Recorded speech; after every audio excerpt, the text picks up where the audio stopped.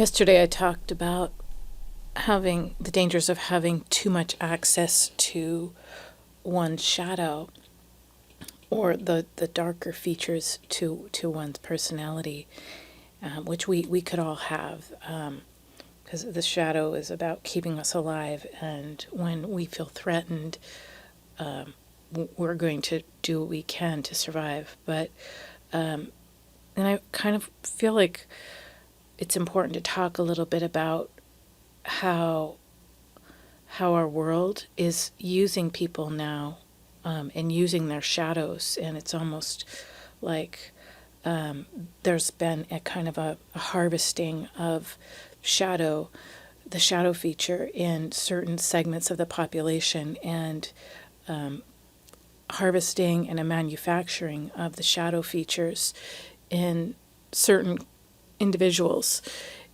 for that, and other people are using those shadow features. That energy, the shadow energy, is extremely powerful, and in one person, it can be, like I said yesterday, it can be devastating to be overpowered by it. But I've always had a strong sense of people who want to take control of my shadow, because when you go through experiences where, like I described yesterday, that traumatic experience from my early life, I guess my podcast sort of revolves around that in some way, because I feel like that experience of the unleashing of chaos into my own personal life has been really instructive for me, and I feel that it's taken me a lifetime to try and understand it so that I can restructure or reformulate my life, and in a way that is meaningful and that is participatory in the larger world. Usually when people go through traumatic experiences that shatter their reality, they oftentimes never really feel like they're part of the world after that. And that, I think, is the bigger trauma, is being kind of suddenly ejected from the world of those who don't really know their shadow, and or don't have that kind of firsthand experience with it. So that's something to think about. It's very hard. So I think for me, my life has been about creating a bridge to help ferry myself back, or to something to bring me back to the world, where I can feel, I guess I'm just trying to get back to the land of the living, to be kind of cliche about it. But it's not easy, because you see shadows everywhere that other people don't see, and you see features that they don't, and it can make you feel crazy because you may not have authority. Probably don't, because you've spent your life trying to just build basic legitimacy as a human being, and you're not probably building authority in the larger world in that domain. People who usually have control of that domain haven't had that much access to their shadow, and they haven't been shattered, and so they're not really informed directly by the shadow usually. So it's really exciting to meet somebody who's had direct confrontation, access to the shadow, but has mastered it enough to go back and also gain respect from people who haven't had that access. So I'm always looking for people like that. Anyway, one thing that having had direct access to that shadow has taught me is that it's not something to be taken lightly in other people who, like when I am working with clients, for instance, and I haven't used this terminology of the shadow. I'm just using that with you. But when I can see that they have broken down defenses and ego, their ego is sort of it's not very strong. That's what they'll call it in ego psychology. They'll say broken down ego. You don't do exploratory work with people like that. Exploratory or analytic work is about trying to uncover and to break down people's defenses so that, you can get the shadow to come up. And that's what psychoanalysis is kind of about. And Freud didn't call it the shadow, Jung did, but essentially it's that repressed parts that are making it so the person doesn't have full integration and so that's kind of what the Freudian kind of analytic tradition started from. But so the idea was that good therapy was to be analyzed and to, work hard to get a person into a state of regression. And that's why people would go to see their analyst a number of times a week. And analytic therapy is kind of used to be a kind of a strange. It was set up to actually stimulate anxiety. So, for instance, a therapist wouldn't speak very much, could be very cold, distant, to make it so the person's natural fears would be stimulated, and then the stimulation of those fears would produce the shadow or produce the fear. The defenses would be kind of eroded from that experience, and then the analyst would start to quote unquote analyze what was emerging from the client or patient in the room, and that was supposed to be how the person was brought into greater access to their repressed side or their shadow self.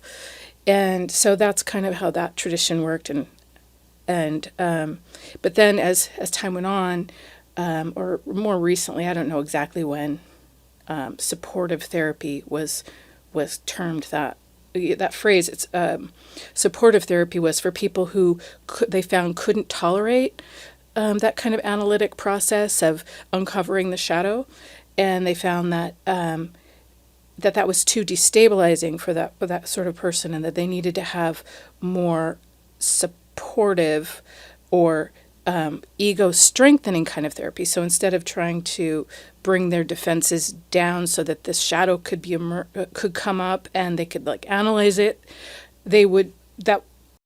the supportive therapy was the person already had too much shadow in their life, right? They already had too much access, and what they really needed was to create a structure so that they could be a functional person or more functional. And it was considered a lesser therapy for people who were not as it was just considered lesser. It wasn't considered a real analysis. And a lot of times, I've been around a lot of analytic people. I worked with an analyst for my supervision when I first got out of grad school. And so, and I actually took a year-long course with her as well, postgrad. And that's when I decided I did not want to go to the analytic schools. Although I do find their literature interesting, I think that they tend to be very religious in their application and in their adherence to their various philosophies. I came to really distrust it in some ways, because I think that it can be a bit. You can really take advantage of people when you're trying to lower their defenses and have that much control. And it's very tricky. You can take advantage of them. Your own shadow can take advantage of wanting to, get their shadow to come out. And I guess having gone through the experience with my shadow and knowing how hard it is to deal with that, I have more compassion, I think, or my tendencies lean toward helping people to become stronger, and to feel good about their lives, and to actually build their defenses so that they can be more engaged in activities that make it so that they will more likely have a natural rising up of the shadow. So that's how I work with clients. Is I would never try and stimulate or try and force the emergence of a shadow prematurely, because I believe that the shadow will emerge when the shadow is constantly emerging. It is. It's always there. But you don't need the person, when the person becomes aware of it, that's called like when something becomes upsetting to the person and it's ego dystonic, meaning they suddenly, it's not syntonic, they suddenly have a feeling of something's not right. When that's happening, that means that I believe that there's something structurally prepared to help them tolerate that shadow, and they can walk out on that platform that's been built. But I think that that's a safer way to work with people, and to me, it's more moral, it's more honest, and it's because it doesn't, it's like if I'm going to try and stimulate someone's shadow or I'm going to try and force it into the room, it could be very terrifying to that person. And they may not have the ego strength, as they say, meaning the proper structure built in their life, in their psyche, to be able to tolerate that truth, or the truth about themselves. So that requires a lot of patience. Sometimes you see things that are really getting in people's way, and it's their shadow outside of their awareness, and you just want to tell them. And I think that yesterday, when I was feeling that extreme feeling of rage, that forced me to, that compelled me to do the podcast. I had been with a client who I've seen for many years, and I can't tell how much awareness she has of her shadow or not, but she's very difficult. I would put her in the category, I'm not one to like, I feel very wary about labeling people as borderline, but she does have those classic symptoms and manifestations of those symptoms of the borderline type personality, of extraordinarily manipulative to the extent where you feel sort of terrorized by the manipulation. The suicidality, the inability whatsoever to see her part in causing problems, no self-awareness, but yet a heightened intellect, or willing to lie, just cannot take responsibility for what she does, inability to see other people's perspectives, willingness to manipulate others, justification for pretty much any bad behavior, not an inability to see any bad behavior. I think for me, seeing how intractable her symptoms, her personality, seeing she makes me feel so powerless. I have tried everything with her. The fact that she is still alive is success, because she was suicidal for many years, and she has all the scars to prove it, and she's alive, and she's walking around in the world, and I guess I'm telling myself that that's success. But I think the reason why I got so angry, I felt so rageful yesterday, was because I'm beginning to see how other people in the world, she's finding other people in the world, legitimate people in authority positions, like in universities and school, her professors at her college, and now she's just gotten into a school that is. I'm surprised that she got in, because she's never done much schoolwork at all and has had a terrible GPA. I mean, the lowest of the low, and doesn't get to class, but somehow she's gotten into this school, and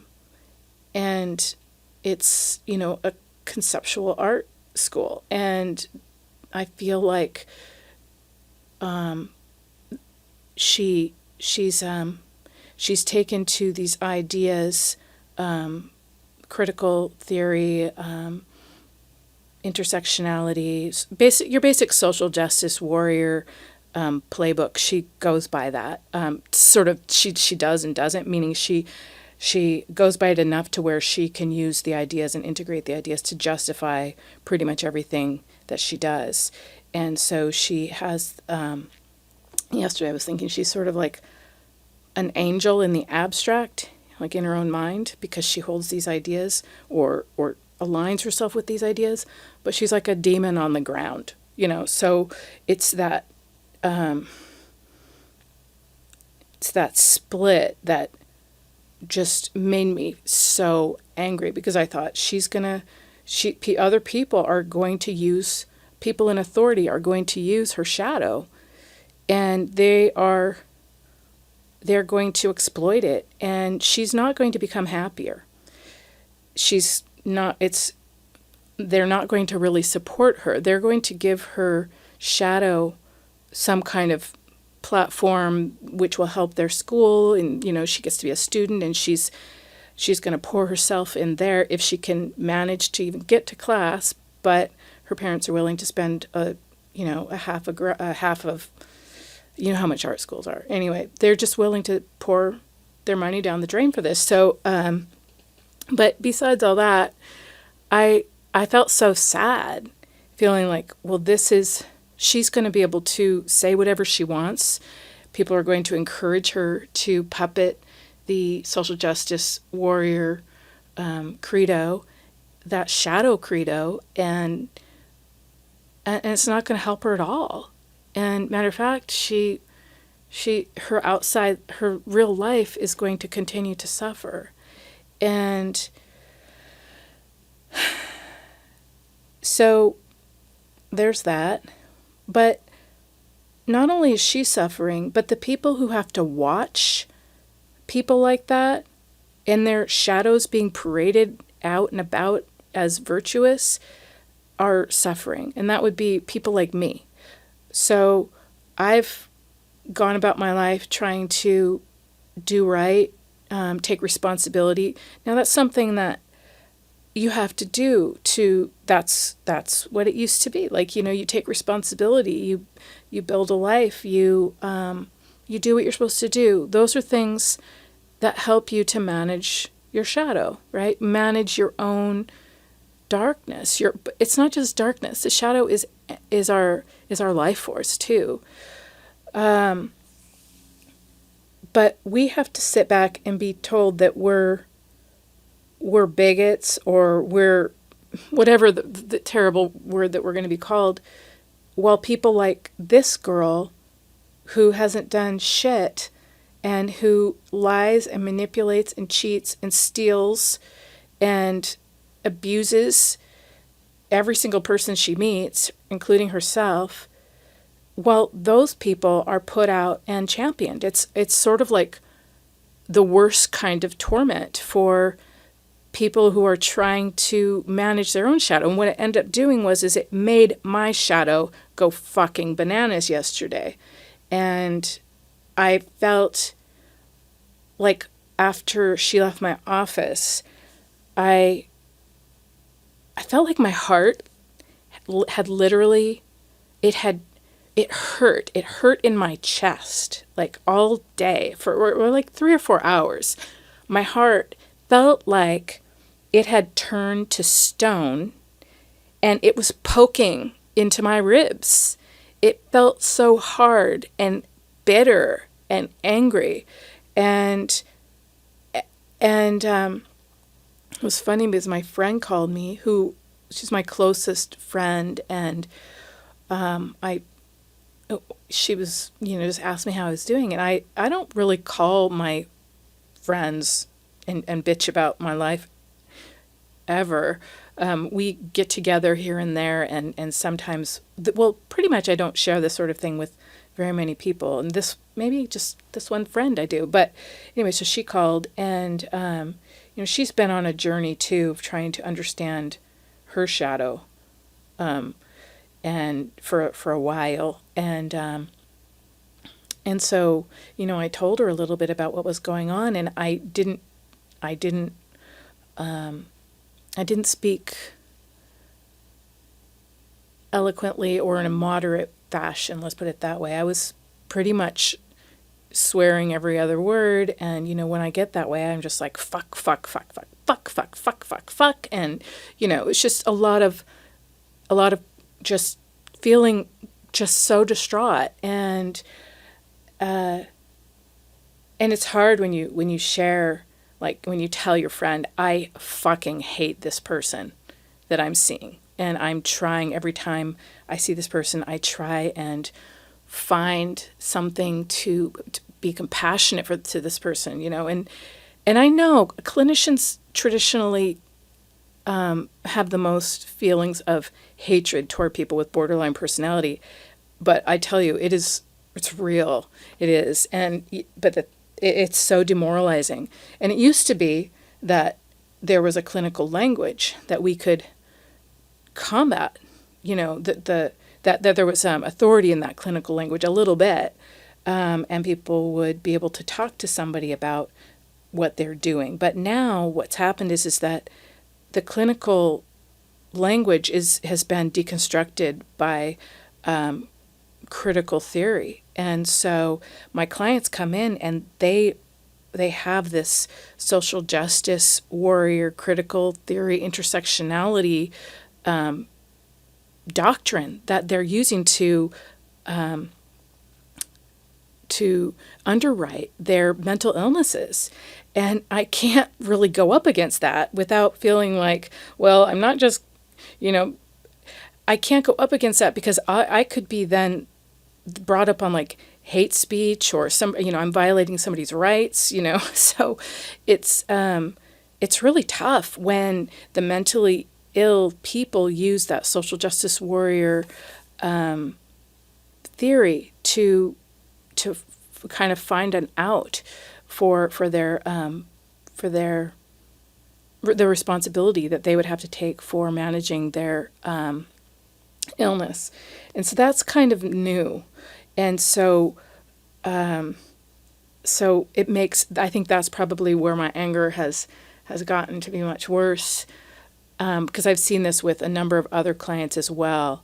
They're not as bad as this one. I wouldn't put them in the category of full-on borderline, but definitely a number of young women that I see who are in their 20s and 30s, I've never met women like this before. They do things that in my day, even like 10 or 15 years ago, would have been just beyond the pale. They routinely lie, and I'd say pretty grievous lies to the people that they're intimate with and have relationships with. So they routinely lie.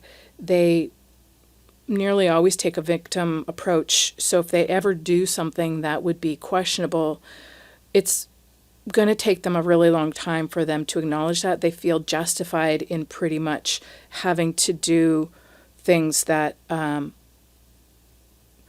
they feel like whatever they need to do to protect themselves is all right. And so that's where their morality comes from. So they don't have a sense of, I shouldn't do this to another person. I shouldn't be dishonest. Dishonesty is really the biggest one.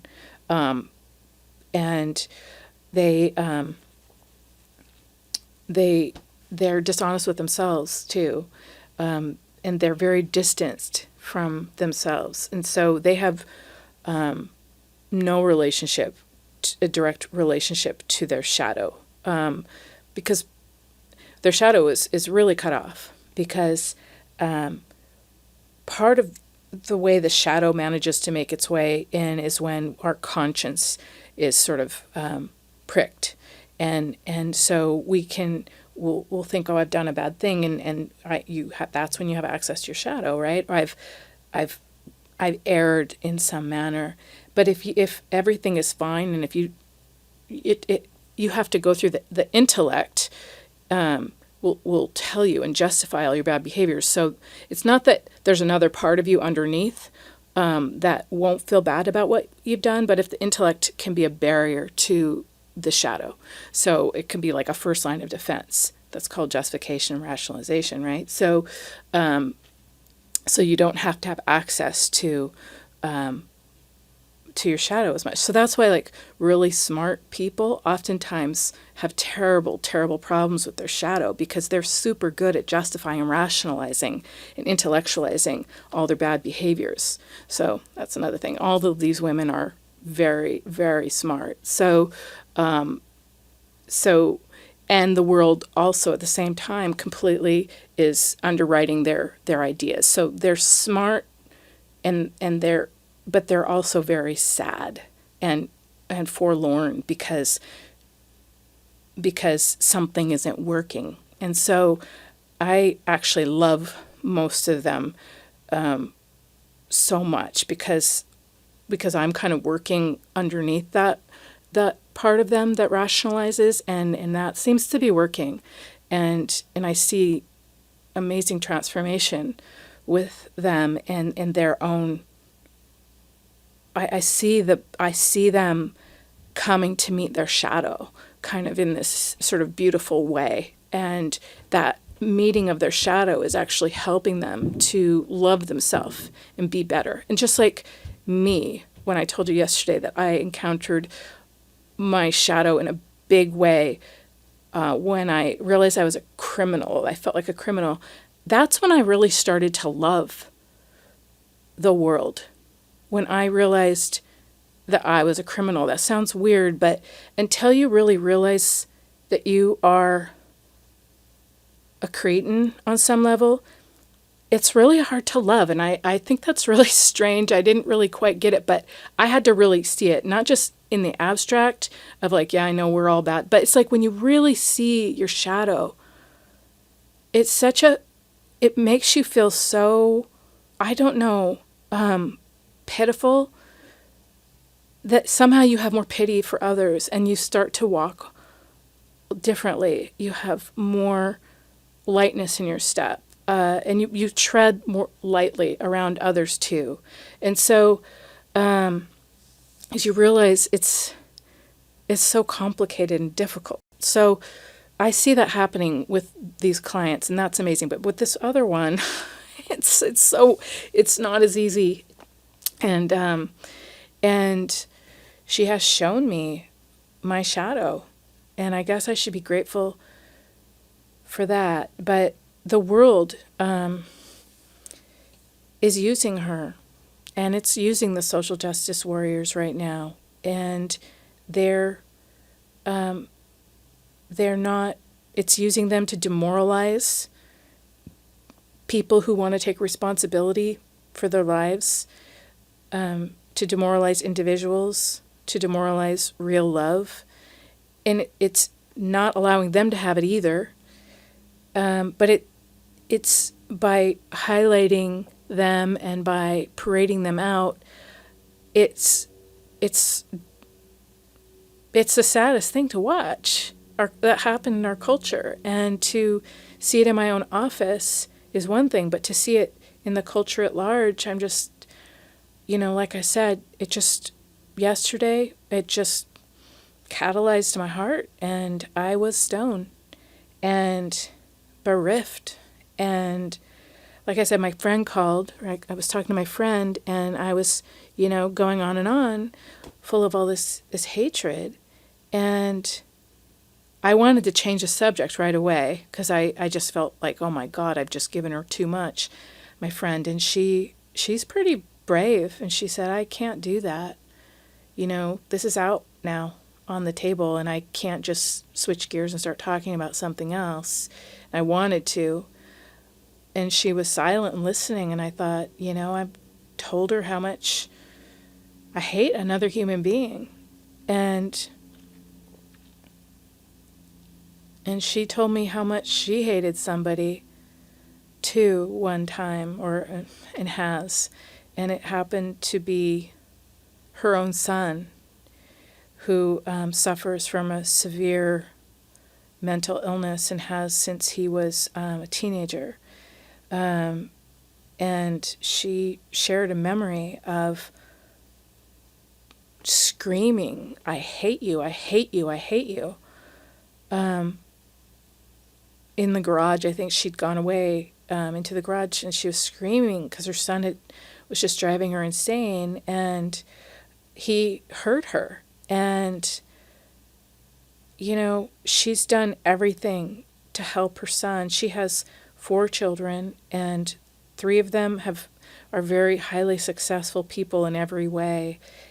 But one is mentally ill and like profoundly mentally ill, and has not been able to take to any sort of service. And now he does live in the woods.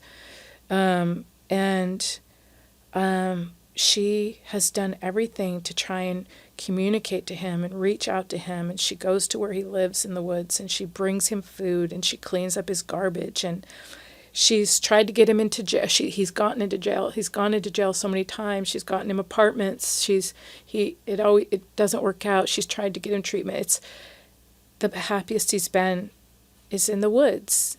And she lives with that when she goes to bed at night, especially when the rains come and it gets cold. She wonders about him. How is he surviving? She wonders when she sees kind of, street people. Sometimes she'll think, is that him? Because with the big beard and the hats and the clothes, sometimes it's hard to recognize her son. And so my friend has access to the shadow. Her son's shadow has brought out her shadow. And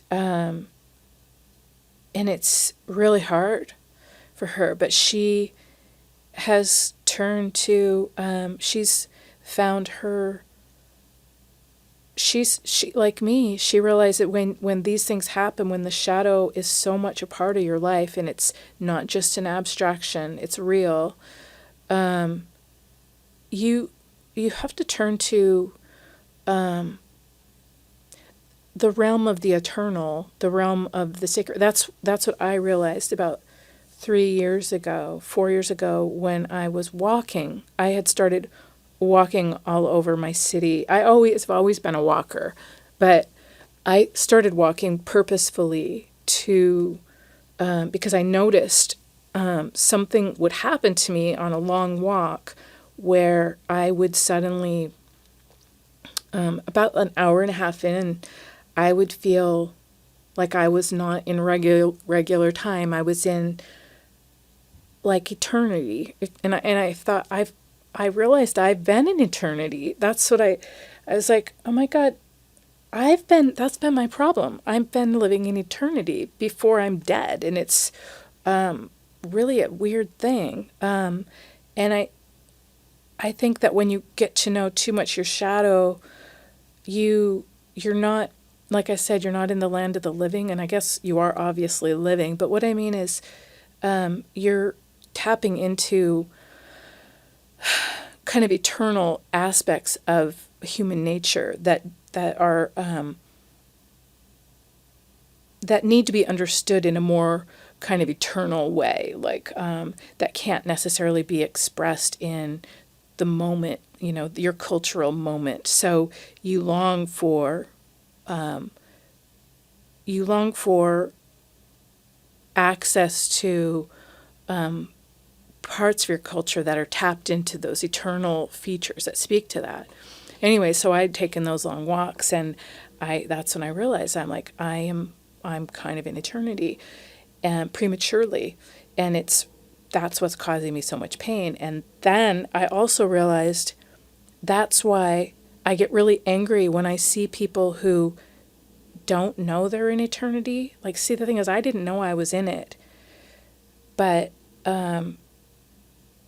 when I met somebody who was, I would know that. And I didn't have this language. This was a new language that came to me. But the thing is that I always wanted to push people away and keep people away. And I think it's because I knew that it wouldn't be good for them to be where I was. And I could only tolerate having somebody who was already in it be with me. And so that's like my friend who, she's in it enough, she's there, and so I can feel safe with her, not because I'm a bad person, but because I understand that most people shouldn't be in that. They don't have it's not that fun to be in eternity and to be stuck in around people who are living in a different way. And it's nobody's fault. It just happens. And so when I meet people who are trying to pull people down into the shadow realm and to understand this, I think that they're just ridiculously stupid because they aren't really acknowledging how much they've really hated it. Oh, this is what I was thinking. It was like when when people romanticize the dark side, that's like romanticizing the shadow. And that's why I could never really understand why I never wanted to romanticize the dark side. And because I had the dark side in spades.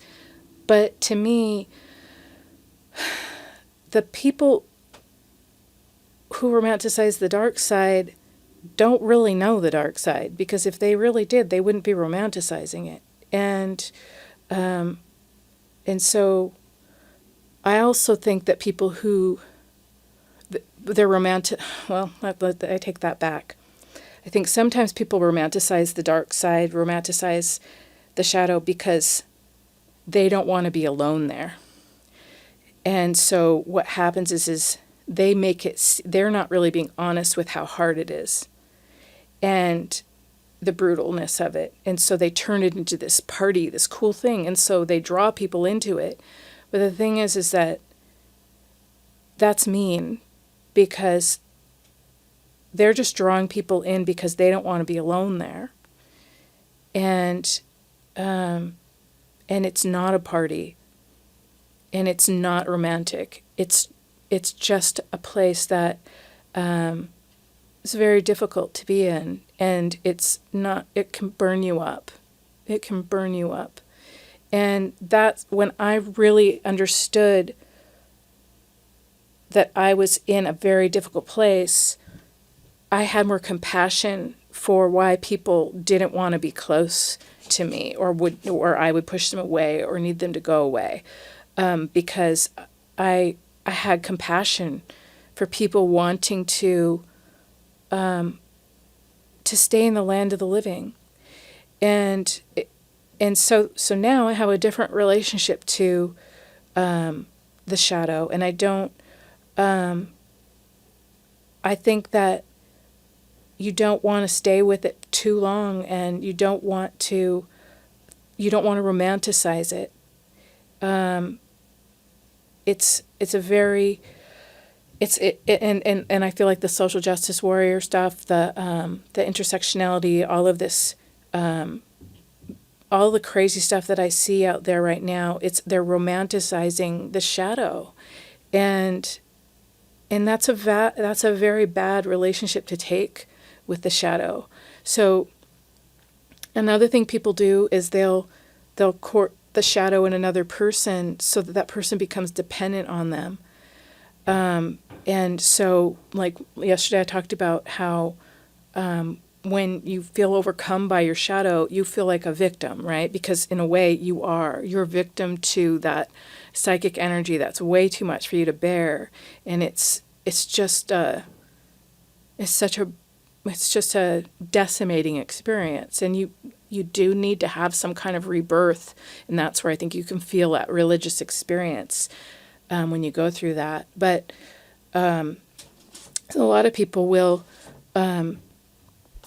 they'll be very attracted to victims. Like I could do another podcast about all the people who popped up in my life who were wanting to help me not me so much as they were attracted to that kind of victim, orphan, kind of lost girl quality that they spotted in me or saw in me. But I was pretty much, thankfully, I could always see people who were interested in me for that. They weren't interested in knowing me as a person, but they were drawn to wanting to help a victim. And I could not trust those people, even as a young person. And I see that there are a lot of people in the world now who are drawn to victims. They're drawn to those shadows, and they want to be the savior for the people with these rampant, errant shadows. And what happens is a great dependence. They'll accentuate the shadow of the person, and then the people become whose shadow has been courted and accentuated become very dependent upon the saviors, and so it's a very bad thing. And because those saviors can't really save those people from the shadow, and it's a very cruel thing to force somebody to tell somebody, oh, you've got this terrible thing has happened to you, we're going to make things better. Basically, they feed on the person's natural resentment. The shadow, being overcome by the shadow, is going to produce this horrible resentment and bitterness, and life is unfair, right? So that's what the people are saying. When you an unfairness could mean you've gotten to see too much of the chaos in life, and so your life has been destabilized, and that's kind of an unfairness, right? So it's not as easy if you have had a destabilized life. That's just kind of the reality. So if somebody is going to try and make you feel like you can get a benefit out of that, it's going to be very tempting. But the thing is that it's not really going to give you what you want, because the only way to really deal with a life that has become destabilized and, by comparison, it feels unfair, quote unquote, the only way to really deal with that is to continue to own your life.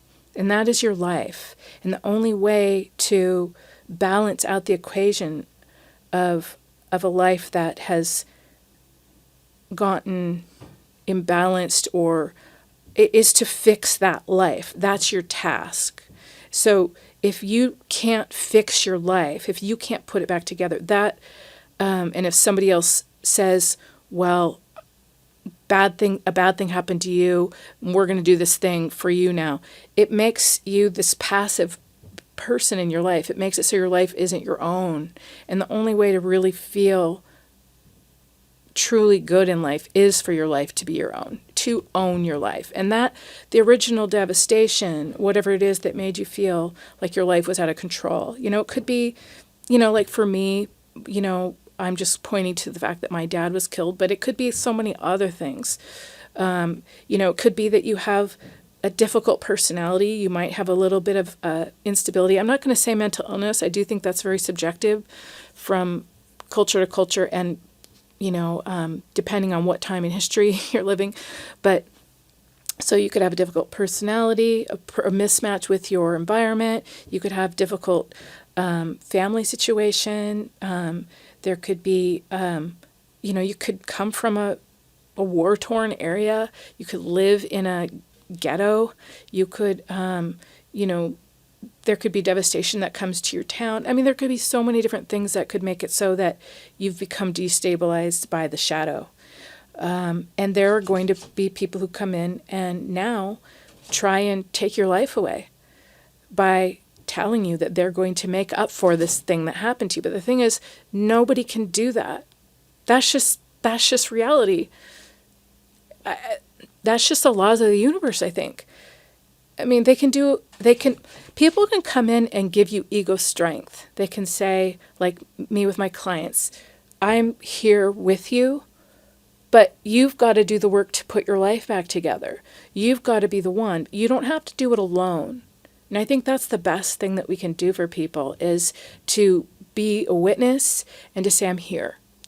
But to say, I'm going to do the work for you, or I'm going to reinvent the playing field and change it around so that this thing that happened to you isn't really a devastation or a loss, and we're going to actually turn it around to make it into a good thing, that can only really be done on a personal level by you.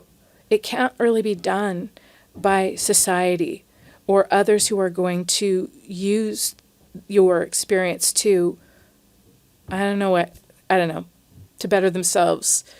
So I'm not saying that we should abandon people, but we shouldn't, I think that the savior instinct has to be looked at.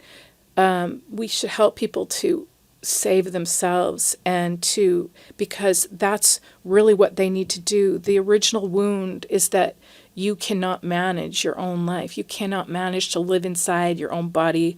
You cannot manage to live inside your own consciousness. It's too destroyed, and you have to leave it. You have to flee like an exile. And so that is what sucks. So to help a person to come back and re-inhabit, to come back to an area, a region that they've abandoned, which could be, like I said, them. It's who they are. To help them go back there and to say, how that's your territory. Can you go claim your territory? You know, and then that person can become strong. And that's a big task, to help people to do that. And you have to have a lot of faith. And it's not easy. It's much easier to say, what people are doing now, which is telling people that, this thing that happened to you isn't right, and we're going to fix it. It causes so much devastation. And like I said, it does not give the person back to themselves. It doesn't at all. It takes the person further away from themselves and into a very sad world of despair. So that's something. And back to my friend yesterday, talking to her, she was doing that for me. She was witnessing, because she witnessed her own shadow and has been living with that and working through that. She was a witness to me. She didn't fix my problem yesterday, but I'll tell you, having a there's nothing like finding a witness. I've had my witnesses, and I will continue to have them. And I hope for you all that you have a loving witness who believes that you can be a hero, and who believes that you're strong, and who believes that you have something that the world needs, and that helps you to forgive a life for not noticing you, and for, helps you just to forgive the way things happen, and helps you to have, helps you to accept. I think when we're seen and witnessed, I think it helps us to accept what is, and it helps us to grieve and go, yeah, that was a difficult thing, and I'm moving on, and I am going to go on and be a helpful person in this world. I'm not going to try and bring people down, and I'm not going to mess around with the shadow. I'm going to respect it, and that's it. Respect that shadow.